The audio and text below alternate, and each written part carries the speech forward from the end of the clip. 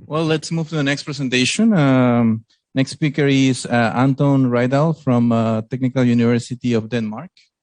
And he's going to be presenting feasibility studies in multi-GPU target offloading. Thank you very much for the introduction, Ignacio. It's a pleasure being here at IWAM, meeting a lot of talented people doing a lot of great research. So I represent the paper titled Feasibility Studies in Multi-GPU Target Offloading, which I did in collaboration with Mathias Gammelmark and Sven Carlson, both from the Technical University of Denmark.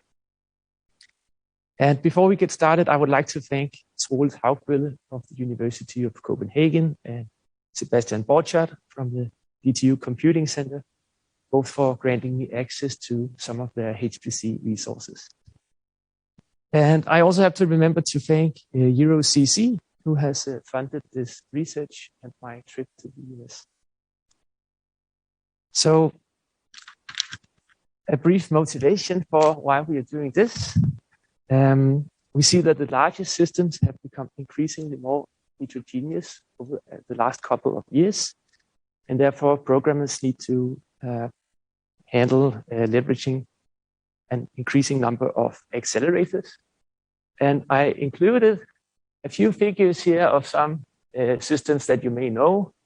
For instance, Lumi in Finland comes with 4 AMD MI250X GPUs per node, and you have to program like if it was 8 GPUs, actually. And at the Oak Ridge National Laboratory, you have Summit with 6 NVIDIA Volta GPUs, I think. So it's not good enough to just leverage one GPU. We are interested in multi-GPU programming. And I think researchers are worried about the long-term code sustainability of their projects if they rely on vendor-specific programming models. And this motivates using a portable model like OpenMP, which is supported by more and more GPU vendors. Yeah, so what we are going to do is that we are going to compare two strategies for leveraging multiple GPUs in OpenMP. And we have a simple version where we just use one core to offload to multiple devices. And the way we can do that is to use the no-wait clause, which makes a target region into a deferrable task. And then we have compared it to a more sophisticated version where one core is generating a number of tasks, and then multiple cores execute these tasks, and a task can contain a target region or the data transfers, for instance. And we have used a simple finite difference Poisson solver as a motivating example, and this is mainly because we wanted to port some larger codes, which are also based on stencil approaches. So the overall problem definition here is that given the two programming strategies which I just outlined, we want to find out which ones give the better strong scaling across multiple accelerators within one node. And finally, we compare the performance of the two different systems. And our main contributions are that we have developed an efficient, portable multi-GPU Poisson solver in OpenMP. And we achieved a 48 times speed up when using 4 NVIDIA Tesla A100 GPUs compared to the peak performance of a multi-threaded CPU version. And we got superlinear strong scaling on the node we had access to with 4 NVIDIA A100 GPUs. And in total, this results in a very small guide on how to get started with multi-GPU programming in OpenMP. So yeah, a small disclaimer. I will have one slide of math because I'm a mathematician and I would like to introduce our test problem. So this is the continuous Poisson equation. I think you may know it. It's a famous partial differential equation with applications in particle physics and yeah, computational fluid dynamics. For example. And it states that the Laplacian of a multivariate function u is equal to some known right-hand side f, and we wish to recover the value of u on the domain omega. And in order to derive a finite difference scheme, we can start out with the second order central finite difference operator.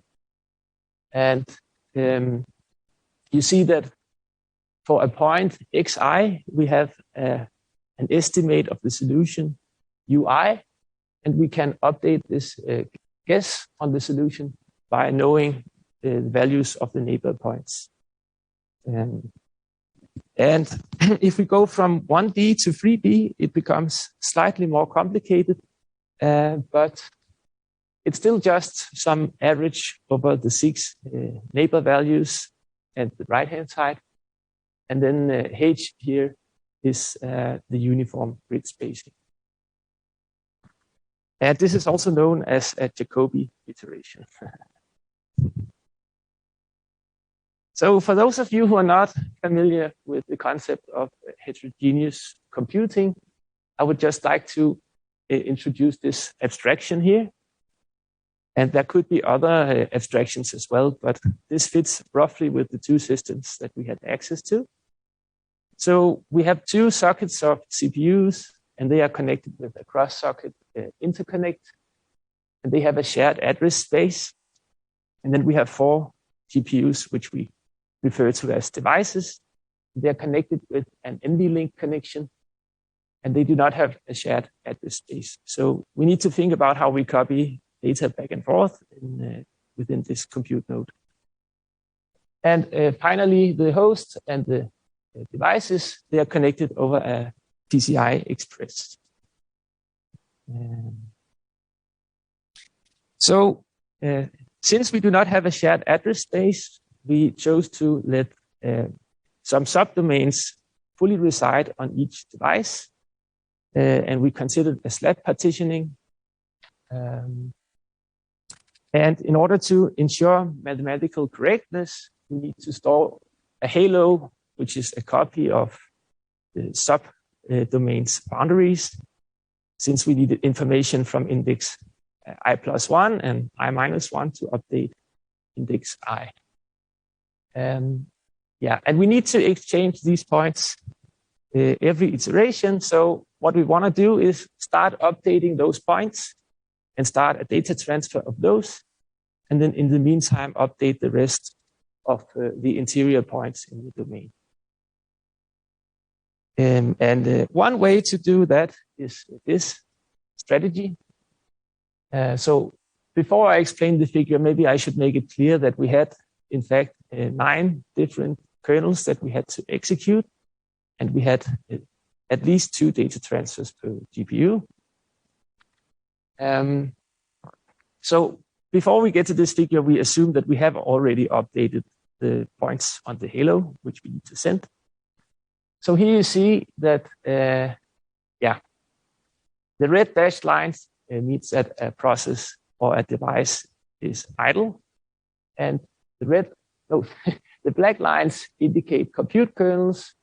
The blue ones indicate device to host transfers. And the pink denote host to device transfers. So on this figure, core number 0 on the host, it launches the compute kernels on the 2 devices, and it starts sending the halos from the GPUs to the host. And then we need a barrier before we can redirect the halo values to the next device. And I forgot to mention that we used the NVIDIA NVC compiler, and it did not support direct copies from device to device. And that's why we have to do this in 2 steps. Yeah. Well, and the way we could implement this in OpenMP is to make 1 or 2 for loops, which contained the target regions, and one for the kernel and one for the update from the device to host. And we can make it a deferrable task by using the no wait clause, and we can specify which device we want to use. So the slightly more advanced way to do this, which turned out to give a bit better results, was to use a master core on the host, which generated a number of tasks. And then we use more cores on the CPU to execute these tasks. So in this example, core number 1 and 2 launches the compute kernels over the interior points. And core number 3 starts the data transfer from device 0 to the host. And then immediately it proceeds to do the host to device transfer to device 1. And when the master core has finished generating the tasks, it also starts executing from the task pool. And the way we can do it in OpenMP is something like this. So we can make a parallel region, and we can get a master core inside this region by using the single region. And then we can use a task group for synchronization. And we need a task group because we start embedding target regions in tasks. And target regions are also tasks themselves. So we have a nested task parallelism here. So you see that we loop over the number of devices, and then we make one task which contains the compute kernel, and another task which contains the data transfers. And we could also have made multiple tasks for the data transfers and stated dependencies between, but this turned out to work as well. And in the NVIDIA NVC compiler that we used, you cannot put a target region inside a task. So you have to wrap it in a function. So this is just an example. Anyways, we compared these two implementations by running 5,000 iterations of this Poisson solver. And that's actually not enough to converge on the large domains for some problems, because it has fairly poor convergence properties. And we tested domain sizes in the range 100 cubed to 1,000 cubed. And then we averaged over 5 samples. And within these 5 samples, we saw very small deviations. So we have not included confidence intervals in the following figures. And finally, we had access to these two different systems with different compute nodes. So I would like to outline the hardware that we had access to. And on the one node, we had 4 NVIDIA Tesla A100 GPUs. And therefore, I will refer to this node as the Ampere node. And we had an AMD CPU with 48 cores in total. And we used version 22.3 of the NVIDIA NVC compiler. And I would like to highlight that we have a fairly large level 2 cache on the Ampere GPUs here, at least compared to the Volta GPUs, which have around 7 times smaller level 2 cache. So on this compute node, we had an Intel Xeon Gold CPU with 32 threads, or 32 cores in total. And we had 4 NVIDIA Tesla V100 GPUs, and we used the same version of NVC. So let me take you through this figure, or these figures. The left one indicate our speedups that we got with the simple strategy, and the figure to the right indicate the speedup with the more advanced tasking strategy. And the horizontal axis have the number of lattices, and the vertical axis have the speedup.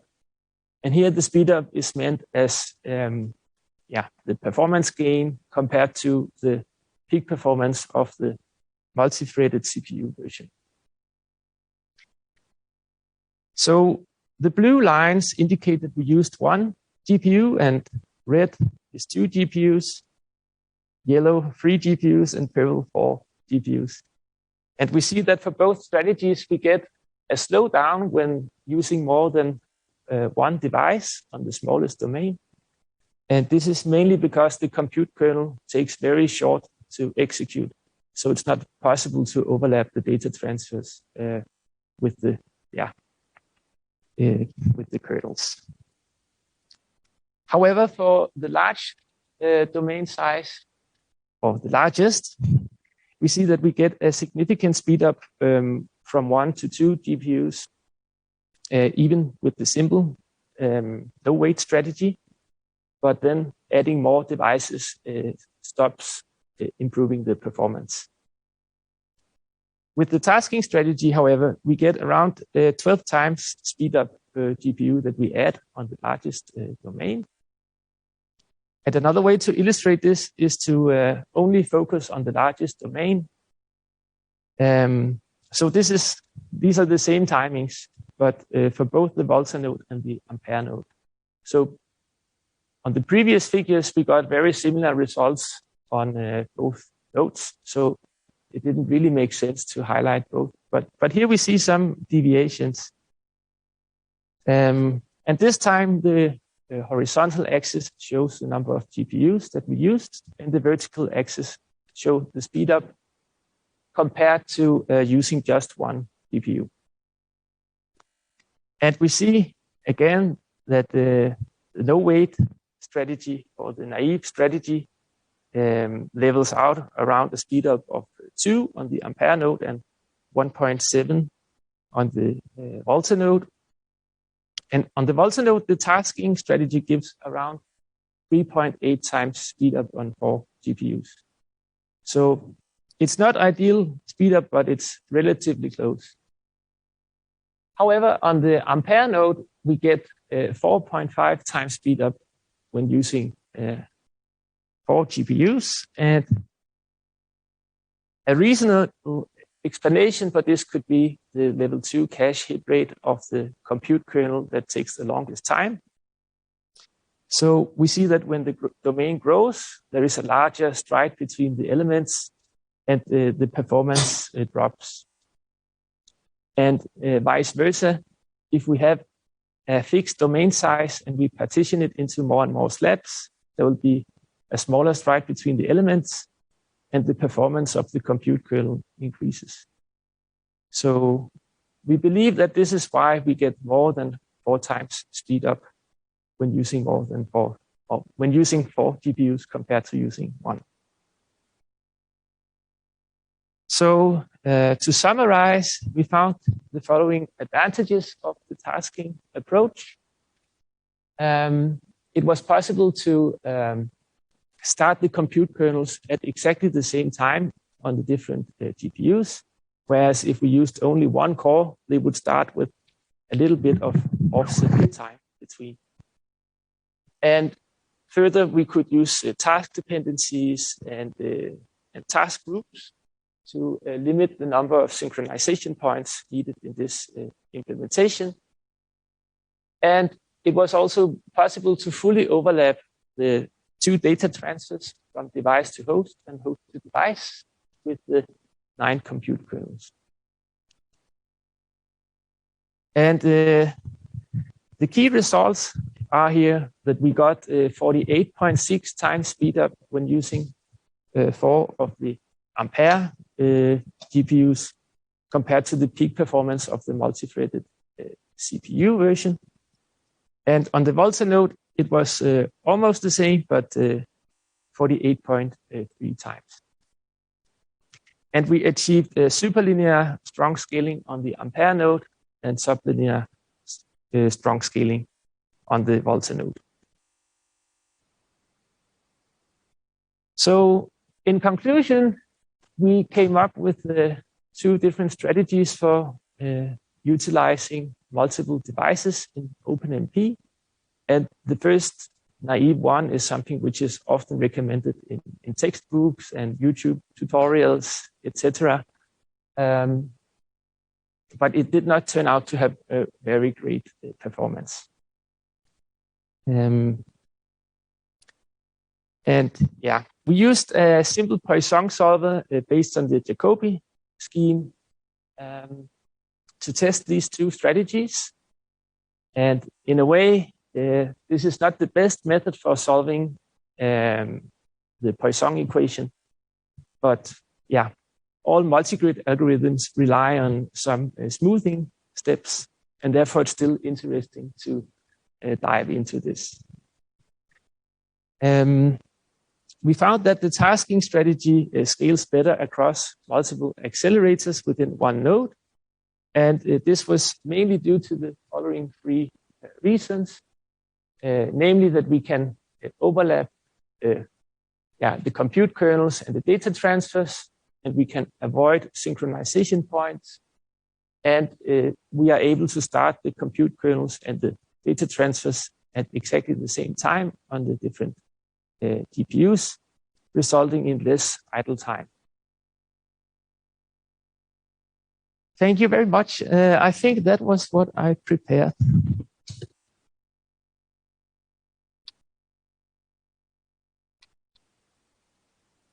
All right. Thank you for the nice presentation, Anton. We have time for questions. Johannes. Thanks. Great talk. I have a couple of questions. I will only ask one for now on the evaluation part, right? Did you, then the memory that you move back and forth from the devices, especially in the no-wait situation, but also in general, was it just regular memory you got through malloc, or was it pin memory or anything? It was like just managed. It was just a regular memory from malloc. Okay, that might explain some of the no-wait performance loss. You really want to see what happens if you pin that memory. Okay.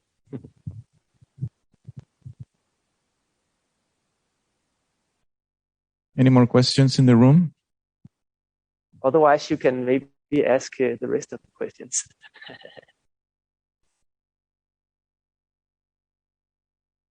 Wonder?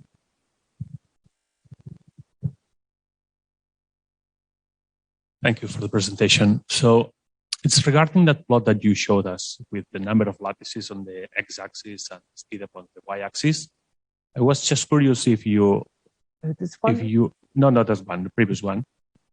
So if you recall more or less what was the timing for the computation of those lattices. So rather than, let's imagine that having on the x-axis the numbers of lattices, if you put there the duration of those computations.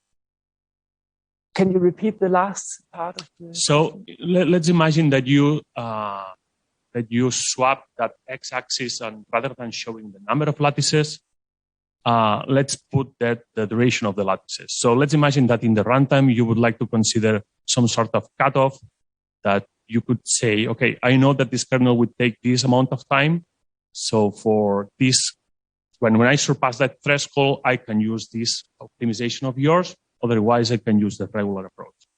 So what do you recall more or less which is the duration for those lattices on the x-axis? Okay, I'm sorry, but I'm not sure I fully understand the question. But you wanted to switch strategy, right? So let me rephrase that. So how much does it take to compute 10 to the 7 lattices, for instance? Okay. So the total running time it takes. Yeah. Ooh. Are we speaking about microseconds, milliseconds, for instance? It's in milliseconds, I think. But yeah, not microseconds for sure. Okay. And for the largest domain, it's seconds. Okay, thanks. I have a question, if you allow. Yes. Yeah. So I first think it's about the resource utilization, especially. Do you think did you do any detailed performance analysis, like all the GPUs were equally utilized, or there was there was load balancing kind of stuff? Yes. Okay. So generally, we split it in equal domain sizes, so they were equally saturated. But it did happen sometimes that it took longer to do a computation on one GPU than the other. And in that case, we would have some idle time on some of the accelerators waiting for the one device which was slow. Are you considering some scheduling strategy over there for the future? Like right now, based on your presentation, you are using only one thread who is responsible for distributing the load among the GPUs, right? Yes. Yeah, at least in the simple approach. But that was also what turned out to not give very good performance. Okay, thanks.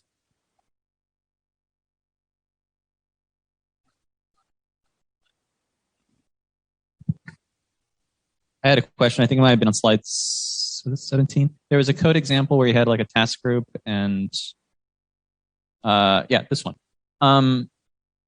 So I didn't understand why the task group was needed here. I think you had mentioned something about the inner tasks from the target tasks requiring that, but they all appear to be synchronous in this case.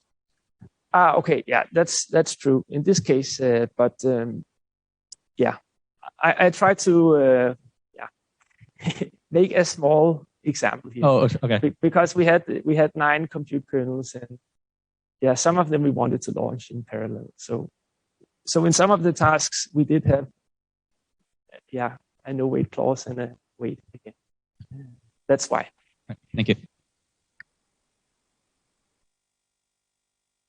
If I have one more question, did you try the regular OpenMP tasks and compare the performance with your GPU performance? Like instead of utilizing GPUs, just utilizing the OpenMP tasks modeling on the CPUs, and then comparing your performance with the multi-GPU. No, on the So the CPU version, we just used parallel for loops to loop over all the stencils. But we got a really large speed up, so I guess it wouldn't change much if we tried to change it to tasks, because I think on the node with 32 cores, we didn't get 32 times speed up when utilizing all of them, but maybe we got 24 times speed up. So if you multiply that by 48, you are above 1,000 times speed up to the single-threaded version. So I think maybe we could have improved it a bit, but I think it wouldn't change the overall picture here. All right. But otherwise, you're right. We could have used maybe the task loop feature here, and then make some suitable chunk sizes. Right. Thank you. Let's take just one more quick question. I think, Stephen, you have your hand raised. Yeah, so it seems like some of the things that you've done are kind of, this is all with NVIDIA HPC SDK, right? Yes. And it seems like they just aren't, there's a lot of good stuff in OpenMP for doing, these sorts of computations with offloading and doing synchronization smartly that it just doesn't support. Does it make sense to maybe look at LLVM or something else that maybe has more support for, better support at the semantic level for what OpenMP really, what you really would like to write the code to look like? Yeah, I fully agree. It would have been nice to have an implementation where more dependencies were supported, for instance. It doesn't support waiting for a specific task or making dependencies with dependency objects, for instance. And I think LLVM supports that. But to be honest, the reason that we went with the NVC compiler is that many students and researchers at our university are used to doing CUDA programming with NVC. And yeah, therefore we thought that it makes sense to see if we can just tell these researchers that you don't have to change everything. You can just try gradually to see if you can get OpenMP offloading to work. But I agree that it's not the ideal compiler for this type of problem. Okay, let's stand the speaker.